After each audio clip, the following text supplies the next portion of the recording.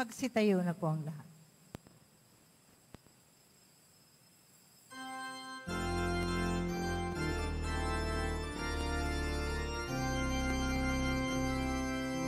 Ipagdangal ang Panginoon, o bayan ng Diyos. Umawit ka, nagsasaya sa Panginoon. Lapitan siya't paglingkuran ng may kasayahan.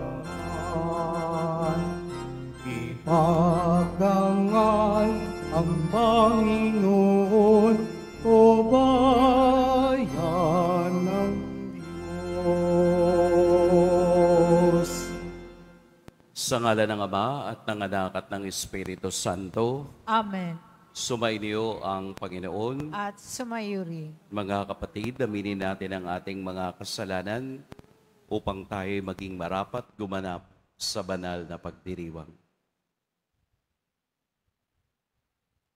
Tayo pong lahat, inaamin ko sa makapangyarihang Diyos at sa inyo mga kapatid, na lubha akong nagkasala sa isip, sa salita, sa gawa, at sa aking pagkukulang. Kaya isinasamo ko sa mahal na Birheng Maria, sa lahat ng mga anghel at mga banal, at sa inyo mga kapatid, na ako'y ipanalangin sa Panginoong ating Diyos. Kaawaan tayo ng makapangyarihang Diyos, patawarin tayo sa ating mga kasalanan at patnubayan tayo sa buhay na walang hanggan. Amen. Panginoon, kaawaan mo kami. Panginoon, kaawaan mo kami. Kristo, kaawaan mo kami. Kristo, kaawaan mo kami. Panginoon, kaawaan mo kami. Panginoon, kaawaan mo kami. Sa misang ito ay atin pong isasama sa ating panalangin ang lahat ng ating mga kapatid na Kristiyanong pinag-uusig. Manalangin tayo. Ama naming makapangyarihan, sa iyong kapasyahay, inibig mong makatambal sa pagpapakasakit ng iyong anak ang iyong sambayanan. Ipagkaloob mo sa mga pinag-uusig dahil sa iyong ngalan ang espiritu ng pagtitiis at pagmamahal upang sila'y maging mga saksing matatapang sa paninindigang ang mga pangako mo'y maaasahan. Sa pamamagitan ni Hesukristo, kasama ng Espiritu Santo, magpasawalang hanggan. Amen. Magsiupo ang lahat. Pagbasa mula sa aklat ni Propeta Daniel. Noong mga araw na iyon, si Haring Belsasar ay nagdaos ng malaking piging para sa 1,000 tagapamahala niya. Nang kasalukuyan silang nag-iinuman, ipinakuha ni Haring Belsasar ang mga kagamitang ginto at pilak na sinamsam ng ama niyang si Nabucodonosor sa templo ng Jerusalem. Ipinakuha niya ang mga ito upang inuman nila ng mga maharlika ng kaharian, mga tunay na asawa at mga aliping asawa. Ang mga kagamitang ginto at pilak na sinamsam sa templo ng Diyos ay dinala nga sa bulwagang pinagdarausan ng piging. Habang sila nag-iinuman, sinasamba naman nila ang kanilang Diyos-Diyosang ginto, pilak, tanso, bakal, kahoy at bato. Walang ano-ano'y lumitaw ang isang kamay at kitang-kita ni Haring Belsasar na ito'y sumulat sa pader ng palasyo sa tapat ng kandelero. Dahil dito, nangalisag ang kanyang mga balahibo at namutla siya sa matinding takot. At ipinatawag si Daniel at iniharap sa hari. Sinabi nito kay Daniel, "Ikaw ba ang Daniel na kasama sa mga binihag ng aking ama mula sa Huda? Nabalitaan kong sumasa iyo ang espiritu ng mga banal na Diyos May pambihirang talino ka raw at kaalaman. Nabalitaan ko na marunong kang magpaliwanag ng mga bagay na tulad nito at mahusay kang lumutas ng mga palaisipan. Ngayon, kung mababasa mo at maipaliliwanag ang sulat na ito, pararamtan kita ng purpura, kukwintasan ng ginto, at gagawing pangatlong tao sa kaharian. Sinabi ni Daniel sa hari, "Mahal na hari, huwag na po ninyo akong bigyan ng anuman. Ibigay na ninyo sa iba ang sinasabi ninyong gantimpala. Babasahin ko na po lamang at ipaliliwanag ang sulat. Nagpakataas kayo sa harapan ng Panginoon. Ipinakuha ninyo ang mga kagamitan sa kanyang templo at ginamit sa inuman. Bukod doon, sumamba kayo sa mga Diyos ninyong yari sa ginto, pilak, tanso, bakal, kahoy at bato. Mga Diyos na hindi nakakakita ni nakaririnig. At ang Diyos na nagbibigay sa inyo ng buhay ay hindi ninyo pinarangalan. Kaya ipinadala ang kamay na yaon at ipinasulat sa dingding ng inyong palasyo. Ito ang sulat, Mene, Mene, Tekel, Parsin. Ito naman ang ibig sabihin, Mene, nabibilang na ang araw ng iyong kaharian, pagkat wawasakin na ito ng Diyos. Tekel, ikaw ay tinimbang at napatunayang nagkukulang. Parsin, ang kaharian mo ay mahahati at ibibigay sa Media at Persia. Ang salita ng Diyos. Salamat sa Diyos. Dakilait papurihan ang poon magpakailanman. Dakilait papurihan ang poon magpakailanman. Purihin ninyo ang Panginoon araw at buwan. Awitan siya ng papuri at dakilain magpakailanman. Dakilait papurihan ang poon magpakailanman. Purihin ninyo ang Panginoon mga bituin sa langit. Awitan siya ng papuri at dakilain magpakailanman. Dakilait papurihan ang poon magpakailanman. Purihin ninyo ang Panginoon mga ulan at hamog. Awitan siya ng papuri at dakilain magpakailanman. Dakilait papurihan ang poon magpakailanman.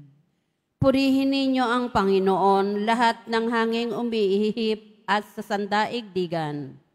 Awitan siya ng papuri at dakilain magpakailanman. Dakilait papurihan ang poon magpakailanman.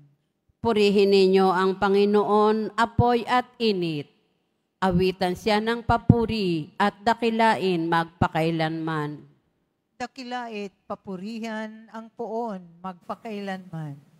Purihin ninyo ang Panginoon, nakapapasong init at matinding lamig. Awitan siya ng papuri at dakilain magpakailanman. Dakilait papurihan ang poon magpakailanman. Tumayo na po ang lahat.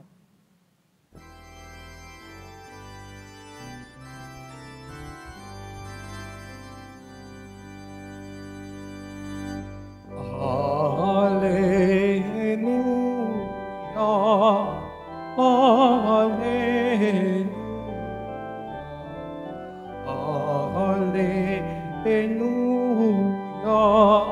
Hallelujah. Manatili kang matapat hanggang iyong kamatayan, pagkat buhay aking bigay. Hallelujah, Hallelujah, Hallelujah, Hallelujah.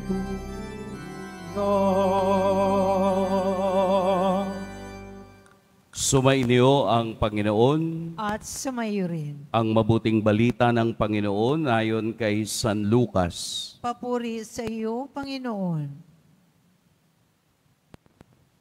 Noong panahong iyon, sinabi ni Jesus sa kaniyang mga alagad, "Darakpin kayo't uusigin. Kayo'y dadalhin sa mga sinagoga upang litisin at ipabilanggo. At dahil sa akin ay ihaharap kayo sa mga hari at mga gobernador. Ito ang pagkakataon ninyo upang magpatotoo tungkol sa akin. Ipanatag ninyo ang inyong kalooban. Huwag kayong mababalisa tungkol sa pagtatanggol sa inyong sarili, sapagkat bibigyan ko kayo ng katalinuhan at ng pananalitang hindi kayang tutulan o pabulaanan ng sinuman sa inyong mga kaaway. Ipagkakanulo kayo ng inyong mga magulang, mga kapatid, mga kamag-anak at mga kaibigan, at ipapapatay ang ilan sa inyo.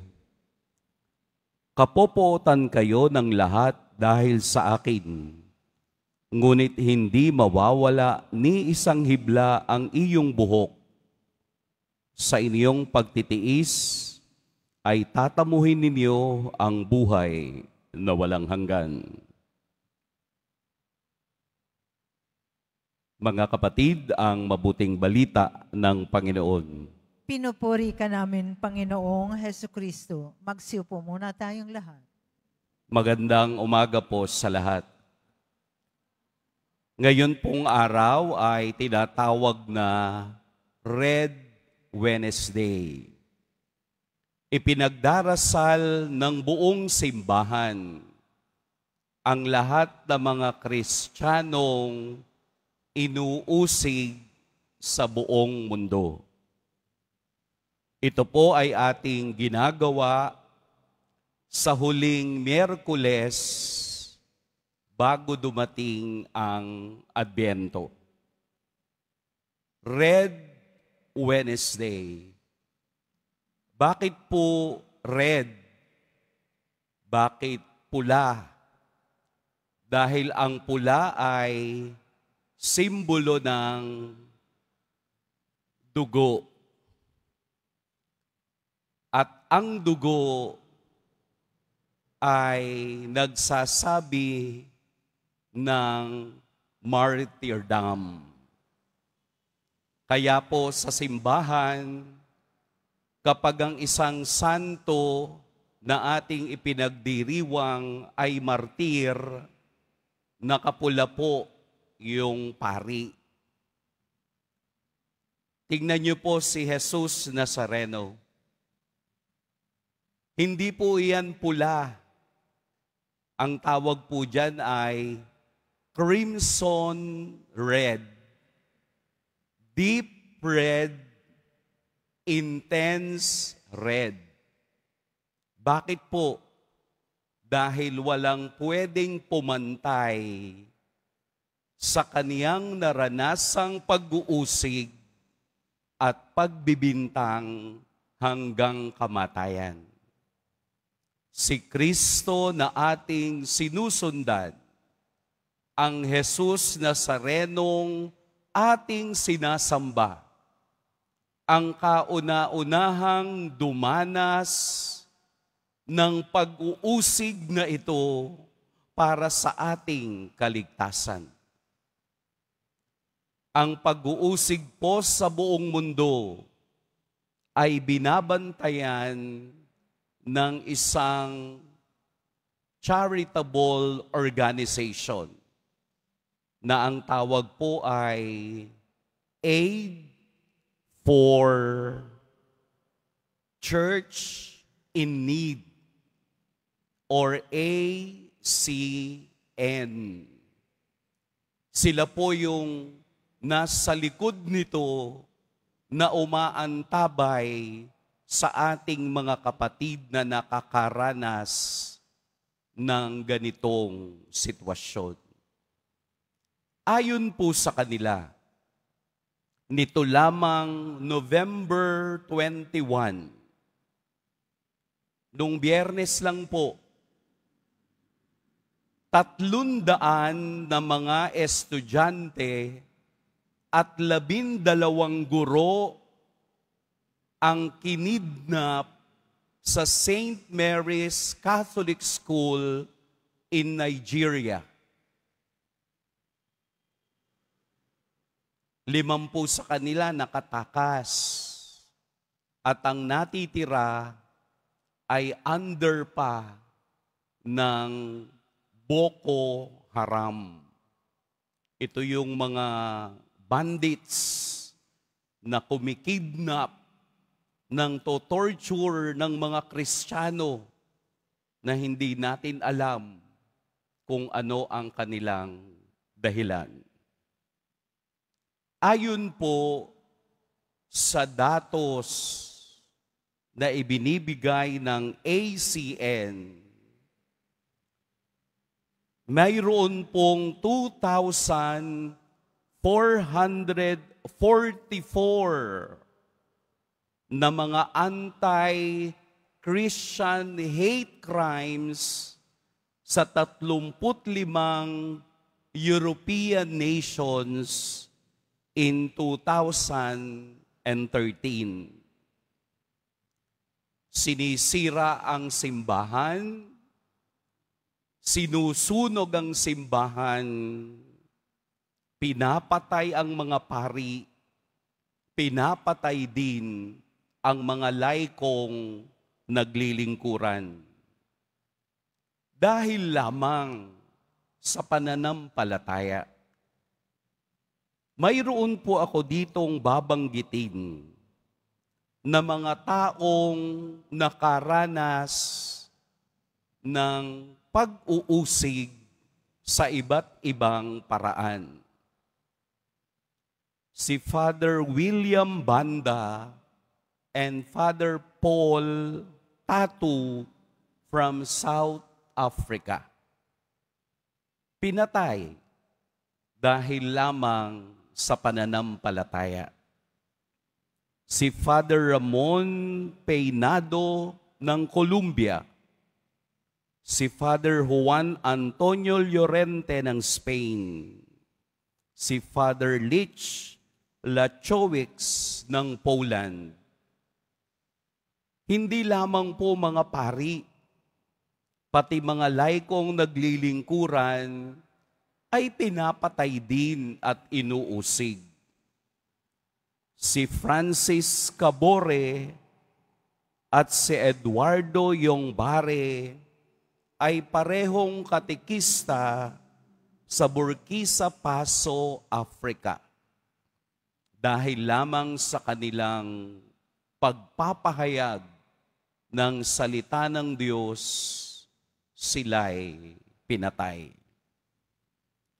Ganun din po sa bansang Congo, isang chapel coordinator, si Edmond Mowaha at si Juan Antonio Lopez from Honduras ay isang social pastoral worker.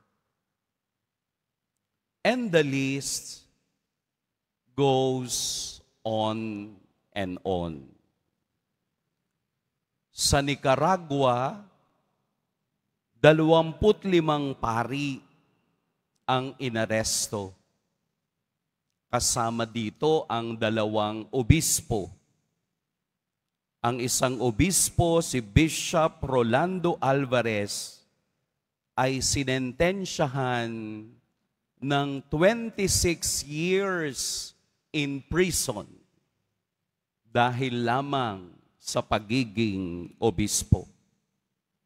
Si Bishop Isidoro Ortega ay sinipa sa kaniyang sariling bayan dahil lamang sa pagpapahayag ng pananampalataya. Marahil hindi natin ramdam, marahil hindi tayo apektado. Pero bilang isang simbahan, bilang isang mananampalatayang kay Kristo ang buhay, obligasyon po nating malalayang nagpapahayag ng pananampalatayang sila naman ay ating ipagdasal. Ito lamang ang ating maibibigay. Ito lamang ang ating maibabahagi. Sapagkat bilang isang simbahan, Universal Church, Catholic, universal, nadadama natin ang pighati at hirap ng mga taong pinag-uusig dahil sa pananampalataya. Anong pwede kong gawin bilang isang malayang Kristiyano? Una ay ang pagdarasal para sa kanila. Ang ikalawa ay religious tolerance. Turuan natin ang iba na huwag magalit sa paniniwala nila na iba sa ating paniniwala. After all, Christian faith is a religion of love. It's not a religion of hate. Kaya kung ang relihiyon mo ay nagtuturong magalit dahil sa pananampalataya nila ay iba sa'yo, hindi iyon tunay na Kristiyano. Dahil ang tunay na Kristiyano ay tumatanggap, nagtitiis, subalit nagmamahal. Ang pagtitiis na ito, ang persecution na naranasan ng mga taong ito ay hindi na bago. Unang-una nang naranasan ng ating Poong Jesus Nazareno. At lahat tayo'y pinaghahanda rin na darating din sa ating buhay na mayroong mga taong lilitis, mangungutya dahil sa ating pananampalataya. Klaro naman sa ikalawang bahagi ng Ebanghelyo, ipagkakanulo kayo ng inyong mga magulang, mga kapatid, mga kamag-anak at kaibigan. Kapopootan kayo, ipapapatay kayo dahil sa akin. Bakit? Dahil wala namang tayong ibang halimbawa ng pagtitiis kung hindi ang ating Poong Jesus Nazareno. Tayo na malayang nagpapahayag, malayang nakapagpapahayag ng walang agam-agam, sana tayo'y magpahayag din ng pakikiisa sa sakit na nararamdaman ng mga kapatid nating Kristiyano sa ibang lugar. Let us not be complacent. Huwag tayong manatili lamang na ganito. Bagkus ipahayag ang katotohanan kahit na sa gitna ng walang nakikialam. Dahil ang pagtitiis ay tatamuhin ninyo dahil mayroong buhay na walang hanggan. Ito ang pangako ng Diyos. Ito ang pangako ni Kristo. Huwag nating ikahiya ang pananampalatayang meron tayo. Dahil tayo'y malaya, malaya rin nating dapat isigaw na kay Kristo ang ating buhay. Huwag kayong mahiyang magdasal pag kumakain kayo sa mga fast food, restaurant. Huwag kayong mahiyang mag-antanda ng krus. Huwag kayong mahiyang magdasal pag nasa jeep. Huwag kayong mahiyang magdasal pag aalis ng bahay. Huwag ninyong ikahiya ang pananampalatayang diniligan ng dugo ng mga kapatid nating martir upang tayo'y magkaroon ng isang malayang buhay at isang malayang pananampalataya. Kahit na po tayo ay may sariling challenges ng buhay, mas mapalad pa rin tayong nagpapakita ng buhay na pananampalataya. After all, sabi rin ni Jesus, kapag ako'y ikinahiya ninyo sa harapan ng mga tao, ikakahiya rin kita sa harapan ng aking Ama na sa langit. Ang pangako niyang buhay na walang hanggan ay matatamo lamang sa mga taong magtitiis hanggang kamatayan.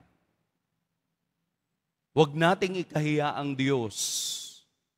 Isigaw natin ang pangalan ng Diyos. Ipakita natin ang pagmamahal ng Diyos. Sa susunod po na taon, tatandaan ninyo ang Red Wednesday. Para po pag kayo'y magsimba na, kayo po'y nakapula na rin, nakikiisa at nagdarasal para sa ating mga kapatid na pinaglilitis at pinahihirapan. Mag-ingat po kayo ngayong araw. Pagpalain tayo ng poong may kapal.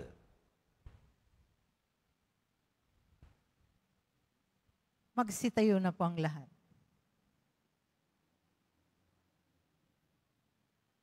Ating pong darasalin ang Orasio Imperata para sa katapatan, katotohanan at katarungan.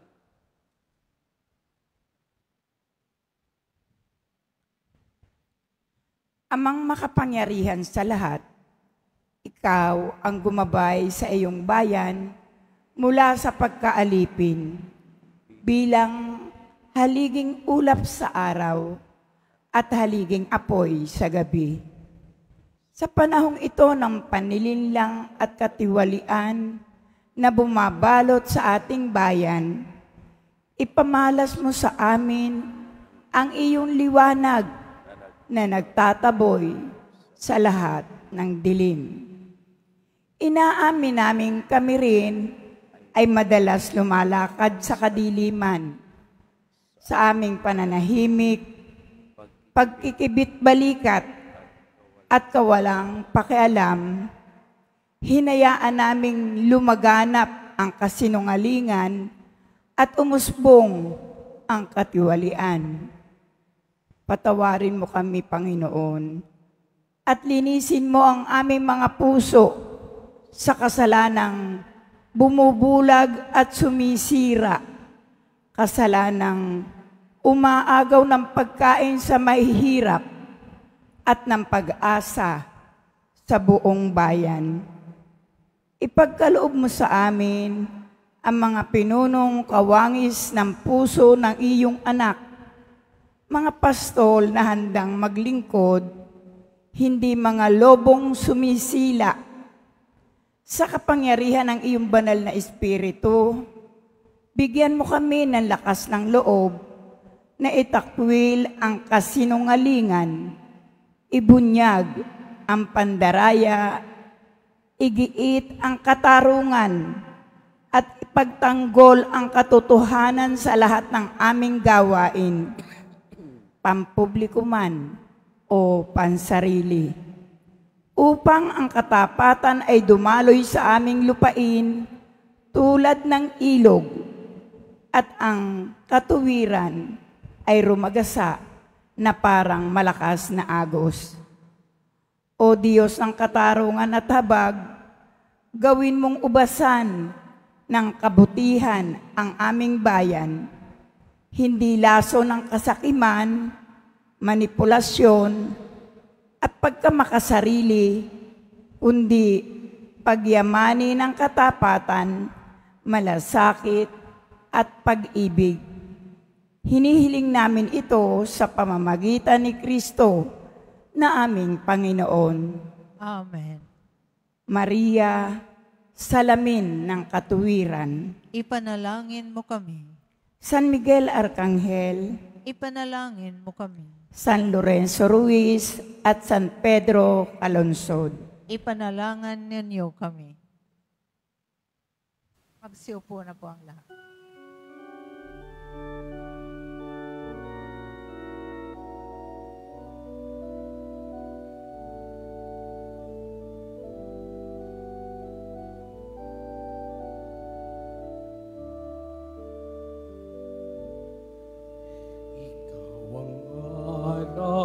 At tinapay ng langit, ikaw ang kaligtasan aming nakamit.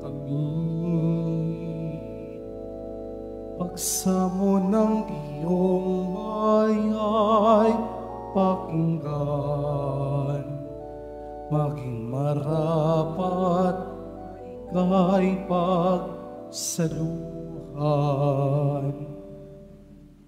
Magsitayo na po ang lahat. Manalangin kayo mga kapatid upang ang paghahain natin ay kalugdan ng Diyos amang makapangyarihan. Tanggapin nawa ng Panginoon itong paghahain sa iyong mga kamay, sa kapurihan niya at karangalan sa ating kapakinabangan at sa buong sambayanan niyang banal.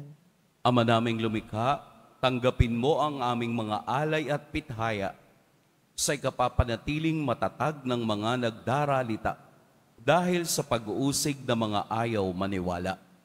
Ang pakikiisa sa paghahain ni Kristo naway ikatuwa ng mga matiising ang mga ngalay sa langit na katala. Sa pamamagitan niya, kasama ng Espiritu Santo, magpasawalang hanggan. Amen. Sumainyo ang Panginoon. At sumayo rin. Itaas sa Diyos ang inyong puso at diwa. Itinaas na namin sa Panginoon. Pasalamatan natin ang Panginoong ating Diyos. Marapat na siya ay pasalamatan. Ama naming makapangyarihan, tunay ngang marapat na ikaw ay aming pasalamatan. Ngayong aming kagalakan na ang mga martir ay parangalan. Sila'y kapanalig naming may paninindigan na ikaw ay ipahayag kahit sila'y mamatay, sapagkat minarapat mong kaniyang matularan ang iyong anak na naghain ng sariling buhay. Tulad ng naganap sa iyong anak, ang dugo ng mga martir ay dumanak, hindi dahil sa katatagang likas, kundi dahil sa iyong bigay na lakas. Kaya kaisa ng mga anghel na nagsisiawit ng papuri sa iyo, nang walang humpay sa kalangitan, kami nagbubunyi sa iyong kadakilaan. Santo, Santo, Santo, Panginoong Diyos ng mga hukbo, napupuno ang langit at lupa ng kadakilaan mo, usana sa kaitaasan.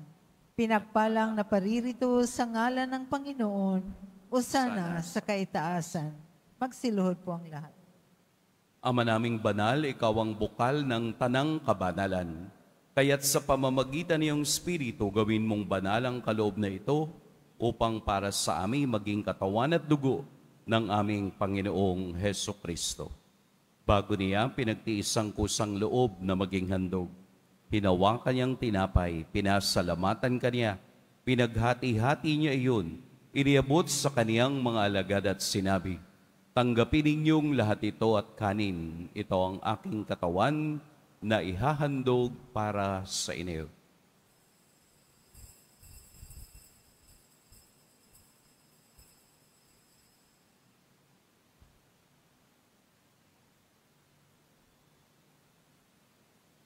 Gayun din naman, noong matapos ang hapunan, hinawakan niya ang kalis, muli kaniyang pinasalamatan, inabot niya ang kalis sa kaniyang mga alagad at sinabi, "Tanggapin ninyong lahat ito at inumin. Ito ang kalis ng aking dugo, ng bago at walang hanggang tipan, ang aking dugo na ibubuhos para sa inyo at para sa lahat, sa ikapagpapatawad ng mga kasalanan.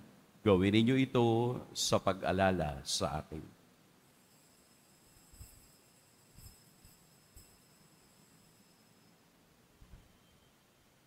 Tumayo na po ang lahat. Ipagbunyi natin ang misteryo ng pananampalataya. Si Kristo'y namatay, si Kristo'y nabuhay, si Kristo'y babalik sa wakas ng panahon. Ama, ginagawa namin ngayon ang pag-alala sa pagkamatay at muling pagkabuhay ng iyong anak. Kaya't iniaalay namin sa iyo ang tinapay na nagbibigay buhay at ang kalis na nagkakaloob ng kaligtasan. Kami nagpapasalamat dahil kami iyong minarapat na tumayo sa harap mo para maglingkod sa iyo. Isinasamo namin kaming magsasalo-salo sa katawan at dugo ni Kristo ay mabuklod sa pagkakaisa sa pamamagitan ng Espiritu Santo. Ama, lingapin mo ang iyong simbahang laganap sa buong daigdig. Puspusin mo kami sa pag-ibig, kaisa ni Leon na aming Papa, at ni Jose na aming Arsobispo at ng Tanang Kaparian. Alalahanin mo rin ang mga kapatid naming nahimlay nang may pag-asang sila'y muling mabubuhay, gayon din ang lahat ng mga pumanaw.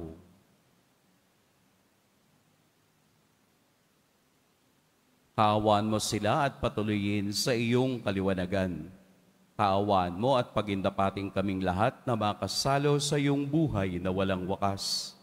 Kaisa ng mahal na Birheng Maria na ina ng Diyos, ng kabiyak ng puso niyang si San Jose, kaisa ng mga apostol ni San Juan Bautista, at ng lahat ng mga banal na namuhay dito sa daigdig ng kalugod-lugod sa iyo, maipagdiwang nawa namin ang pagpupuri sa ikararangal mo sa pamamagitan ng iyong anak na aming Panginoong Hesukristo.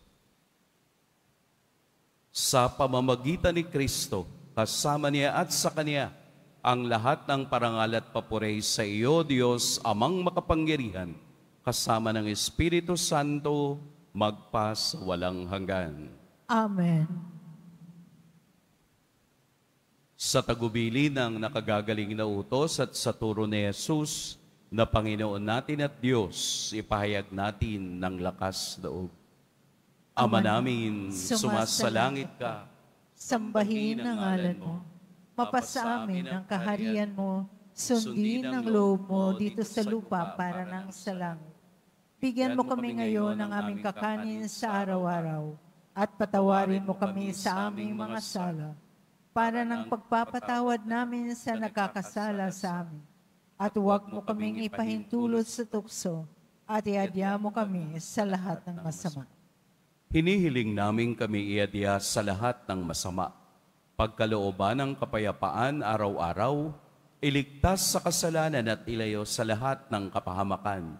Samantalang aming pinananabikan ang dakilang araw ng pagpapahayag ng tagapagligtas naming si Hesukristo. Sapagkat iyo ang kaharian at ang kapangyarihan at ang kapurihan magpakailanman. Amen.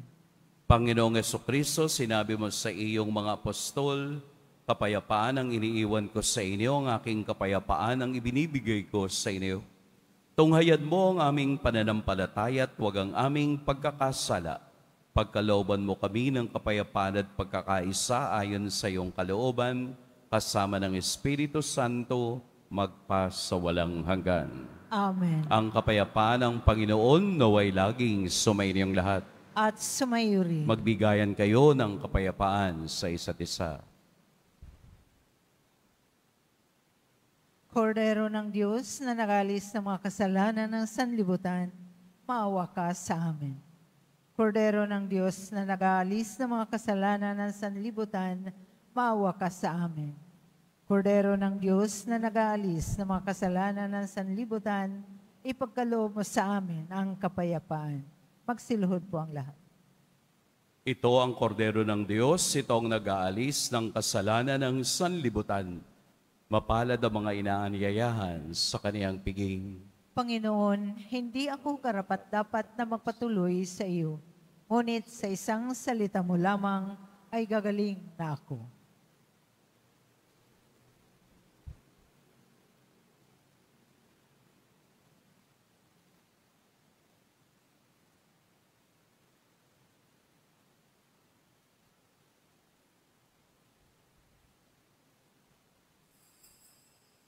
Para sa lahat ng tatanggap ng banal na komunyon, sasagot po tayo ng Amen. Pagkasabi ng paryo ng lay minister ng katawan ni Kristo at isubo agad sa bibig bago umalis sa harapan ng pari o ng lay minister. Sumunod po tayo.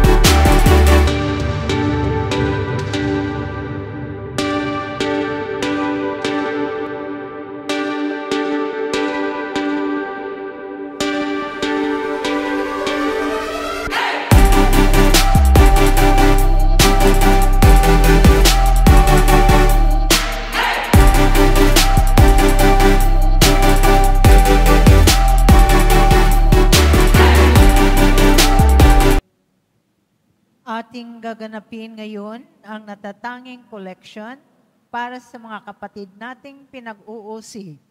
Ang inyong tulong ay gagamitin upang matustusan ang mga programa at proyekto ng Pontifical Foundation Aid to the Church in Need. para sa mga Kristiyanong komunidad sa buong mundo kung saan nakararanas ng pag-uusig at paghihirap na maisagawa ang misyon ng ebanghelisasyon. Tumulong po tayo.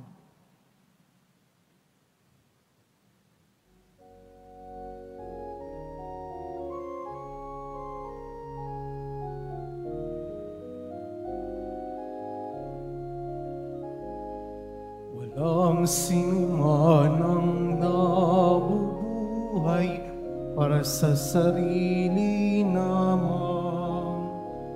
Walang sinuman ang namamatay para sa sarili naman. Tayong lahat ay may pananagutan sa isa't isa. Tayong lahat ay tinipon ng Diyos na kapiling niya.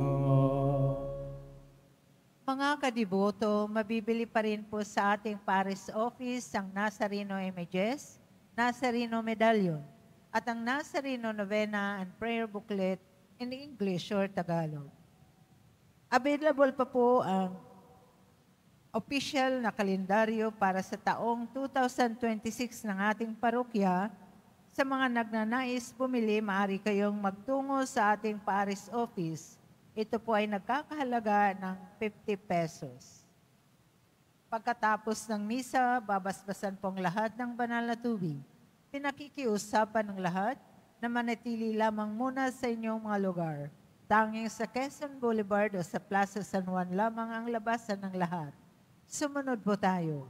Maraming salamat po sa inyong pagdalaw at pagsisimba sa Basilica Menor at Pambansang Dambana na Jesus Nazareno. Magsitayo na po ang lahat. Manalangin tayo. Ama naming mapagmahal, pakundangan sa tinanggap na banal na pakikinabang, ang maglingkod mo ay iyong dulutan ng lakas na mapanghawakan ng katotohanan at ipagkaloob mong ang mga nagtitiis ng pag-uusig at kahirapan ay makapanindigan sa ugaling Kristiyanong taglay sa gitna ng dusa at pagpapasa ng krus ni Kristong kanilang sinusundan bilang tagapamagitan kasama ng Espiritu Santo magpasawalang hanggan. Amen. Mga kapatid, ating ipagdasal ang ating mga minamahal na yumao at ang lahat ng mga kaluluwa sa purgatorio.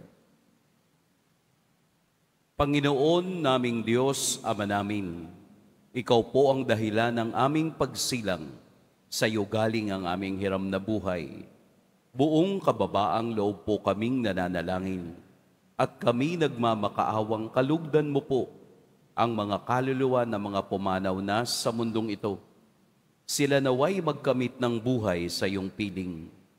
Alisin mo ang anumang mga karumihan ng kasalanan upang sila ay maging marapat sa iyong walang hanggang kalinisan.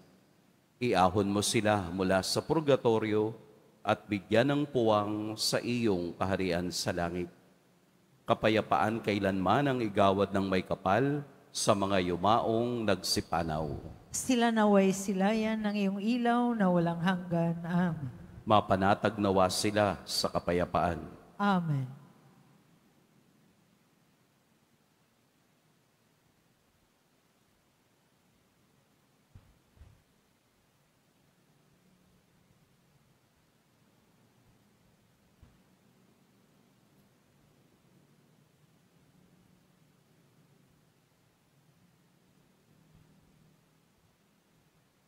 Sumainyo ang Panginoon. At sumayo rin. Yumuko kayo para sa pagbabasbas. Mahal na poong Jesus Nazareno, inihayag mo sa pamamagitan ng krus ang walang maliw na pag-ibig ng Diyos sa sangkatauhan. Pakinggan mo po ang kahilingan at dalangin, lalo na para sa mga nangangailangan ng iyong tulong at awa. Makamtan nawa namin ang iyong kasagutan na may utang na loob na tinatanaw. Basbasan din po ninyo itong mga imahen at dasalan upang lalo kaming manalangin at magtiwala. Sa pamamagitan ng bendisyon na ito, naway lalo kaming maging mapaglingkod, masunurin at tapat sa iyo, na aming malwalhating Panginoon, magpasawalang hanggan.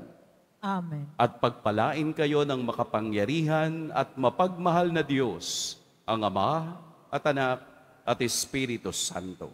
Amen. Humayo kayong taglayang kapayapaan ng Poong Jesus Nazareno. Salamat sa Diyos.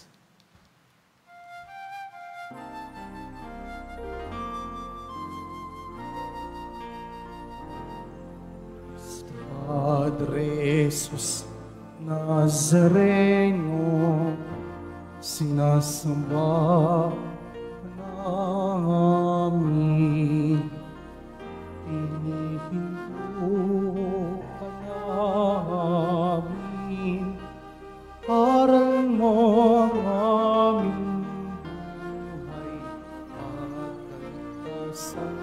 Gusto Padre Jesus Nazareno, ligtas mo kami sa kasalanan. Ang krus mong pinamatayan ay sagisag ng aming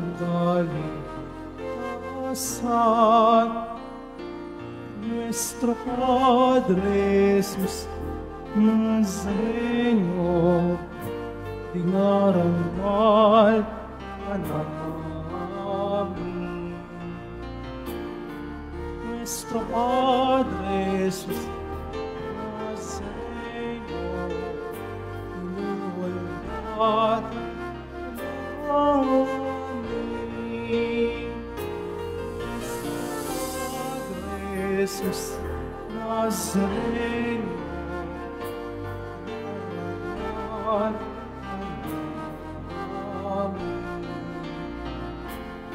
Nuestro Padre Jesus Nazareno,